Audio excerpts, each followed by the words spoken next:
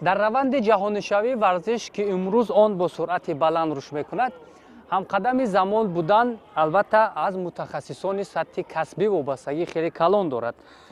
муассисаи давлатии маркази такмили ихтисоси кормандони соҳаи тарбияи ҷисмонӣ ва варзиш тӯли чанд сол мешавад ки бо роҳандозии курсҳои омӯзишии сатҳи байналмилалӣ барои рушди касбии мураббиёни тоҷик саҳми арзанда мегузорад.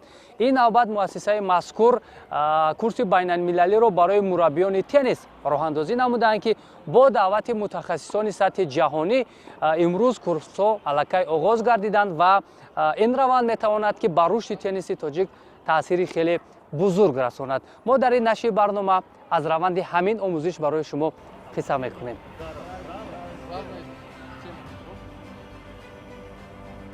курси омӯзишии мазкур аз 21 феврал оғоз шуда то 6 марти соли ҷорӣ идома мекунад ки дар он ду мутахассиси сатҳи байналмилалӣ бо барномаи таълимии Федератсияи ҷаҳонии теннис Level 1 фаъолият бурда ба мураббиёни тоҷик дарси таҷриба меомӯзонанд.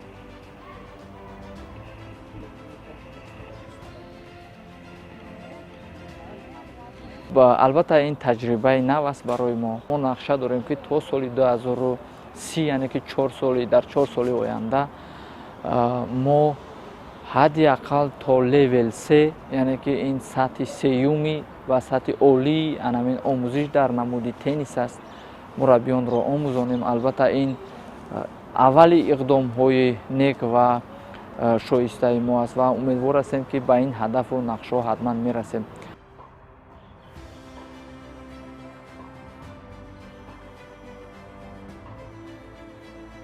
Игор Челякин ва Амир Бергаи, ду мутахассиси масъули Федератсияи ҷаҳонии теннис оид ба рушди теннис дар Осиёи ҷанубӣ ва марказӣ дар раванди ин курси байналмилалӣ ба мураббиён дарс хоҳанд гуфт. ҳоло Игор Челякин ба Душанбе омада кори худро шурӯъ кардааст. Амир Бергаи бошад то санаи 28 феврал ба Тоҷикистон меояд.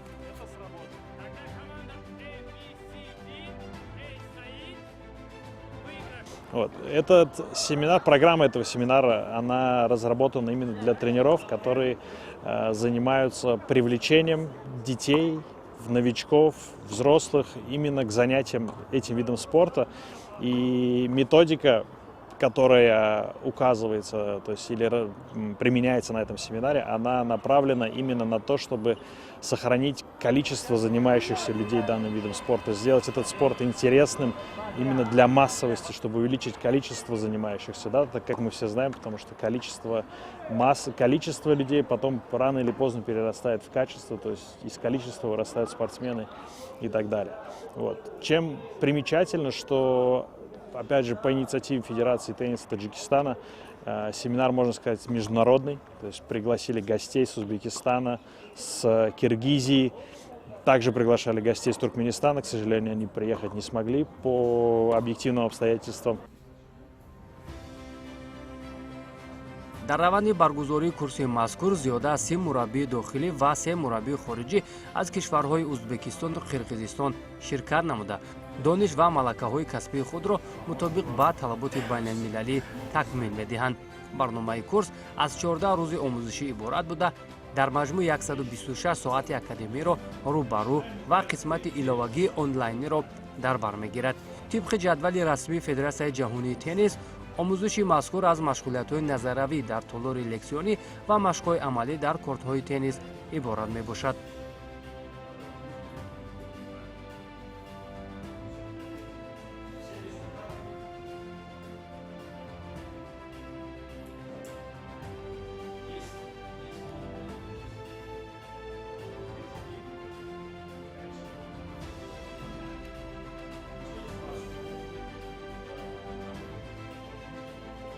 имрӯз мо дар дохили ҷумҳурии зиёда аз тақрибан таи 50 мураббӣ дорем, ки дар тамоми ҷумҳурӣ кор мекунанд. ин як имконияти хуб метиҳад барои мураббиён ягон хароҷоти молиявӣ накарда дар дохили ҷумҳурӣ омӯзиш кунанд, бихонанд, ёд гиранд. бори охирон бор ин курсҳо соли 2006 сол баргузор гардида буд. пас аз 20 сол ин бори аввал аст ки мо ин курсҳоро ташкил кардем барои мураббиён як имконияти хуб медиҳад, ки такмили ихтисоси худро баланд кунанд, ҳамин таҷрибаи коришон бо пурқувваттар шавад, ки тавонанд варзишгаронро дар сатҳи байналмилалӣ тайёр кунанд ва парчами ҷумҳурии Тоҷикистонро баланд бардоранд. дар доираи барномаи таълимии курс яъне левел 1 ба шунавандагон мавзӯъҳои зерин омӯзонида мешавад.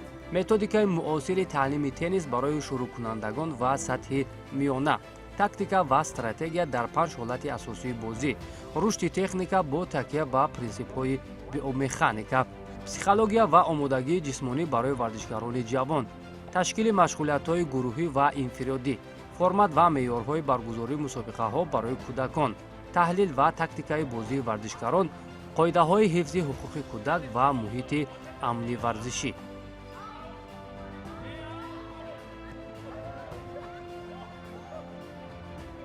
дар курси омӯзишӣ мо аз дастаи клуб се рӯз шуд ки 2 нафар мураббӣ омада, Раҳмонов Ҳабибҷон ва Хоҷаев Аҳмадҷон иштирок дорем. кӯшиш мекунем ки ҳар он чизе ки мутахассиси аз тарафи Федератсияи байналмилалии теннис ба мо меомӯзад, мо инро ба худ гирифта ба шогирдон биомӯзем.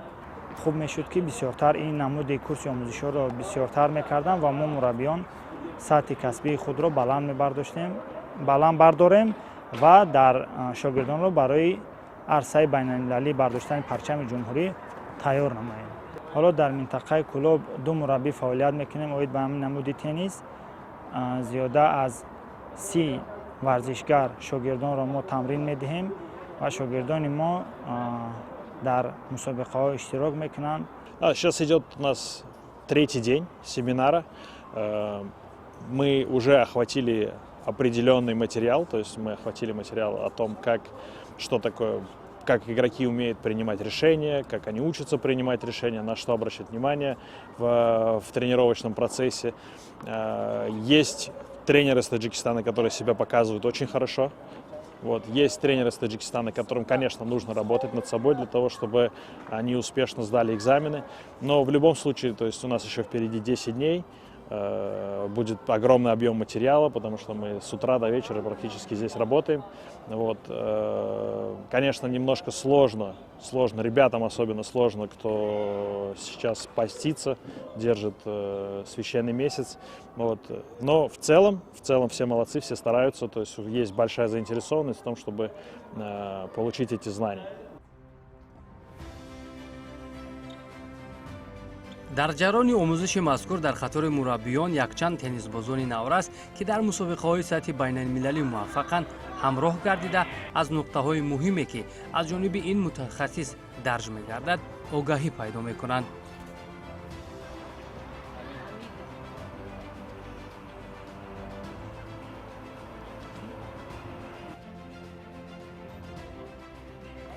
Я Яхьяева Аниса, являюсь мастером спорта по теннису в Таджикистане.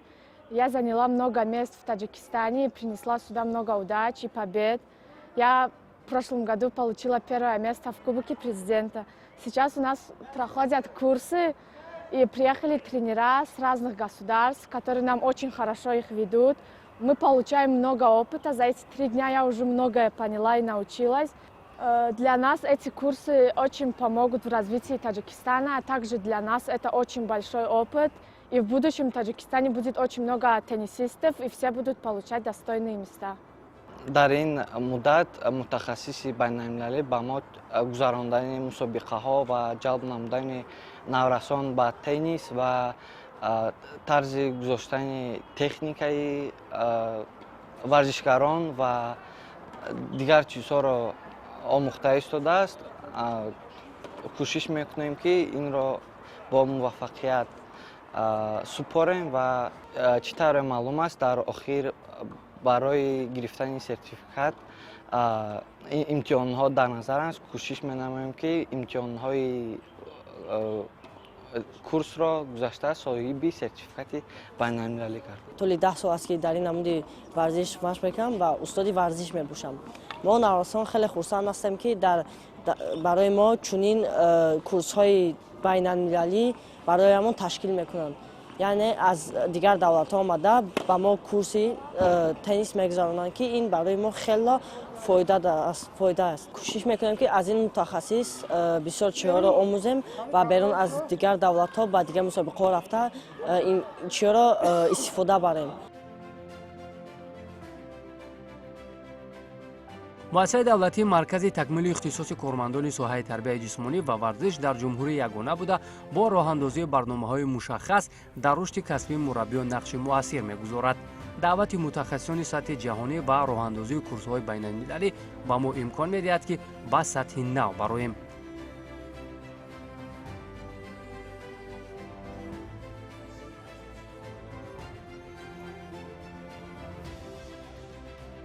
ва давоми сол боз ҳамин хел курсҳои байналмилалӣ 8 курси байналмилалӣ ва 4 семинари байналмилалӣ низ мо ба нақша гирифтагӣ ҳастем ва умедвор ҳастем ки дар сатҳи зарурӣ доир карда мешавад ва мо дуруст ҳам дарк мекунем ки имрӯз варзишро мо бояд аз даричаи илм, аз даричаи таҷрибаи байналмилалӣ ворид шавем ва ба натиҷаҳои дилхоҳ бирасем.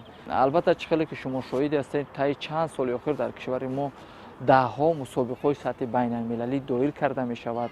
бинед ҷоми президенти кишвари мо ки аз чандин даҳҳо кишвари дунё иштирок мекунанд ва ба натиҷаҳои дилхоҳ мерасанд. албатта мо низ ин афзалиятҳоро ба инобат гирифта истодаем ки варзишгарони мо низ ба натиҷа бирасанд. албатта барои он ки варзишгар ба натиҷаи дилхоҳ бирасад, бояд мураббӣ дониши мукаммал дар ин самт дошта бошад.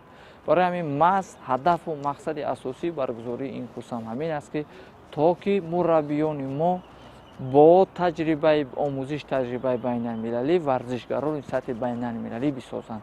ҳадаф мақсади мо аз ин иборат аст.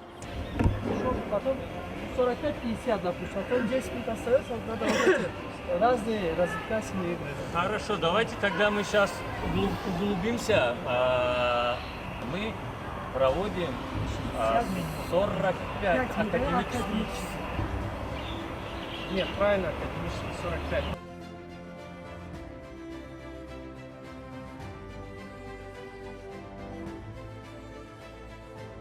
мо мураббӣ ҳастем ва тӯли чанд сол ки кор мекунем дар ин намуди варзиш, мо бисёри чизҳоро ки меомӯзем, медонем ва ба мо бисёр вақт курсҳои байналмилалӣ барои чӣ дар кор мешавад ки барои ки ҳар сол навигониҳо ҳастанд.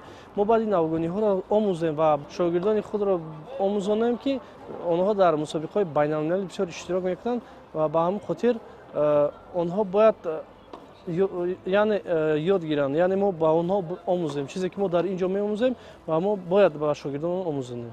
Я тренер из Бишкека, принимаю участие в курсе Level 1, организованной Федерацией тенниса Таджикистана.